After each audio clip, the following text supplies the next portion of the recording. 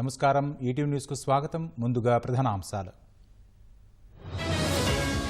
మహాకుంభమేళాకు పోటెత్తిన భక్తులు. తొలి రోజు 1.5 మంది పుణ్య స్నానాలు. కుంభమేళాతో యూపీకి భారీ ఆదాయం. 2 లక్షల కోట్ల రూపాయల వ్యాపారం. జెడ్-మోడ్ సొరంగాన్ని ప్రారంభించిన మోదీ. 6.5 కిలోమీటర్ల పొడవున్న టన్నెల్. లాస్ ఏంజల్స్లో చల్లారని దావాగ్ని. 24కు చేరిన మృతుల సంఖ్య.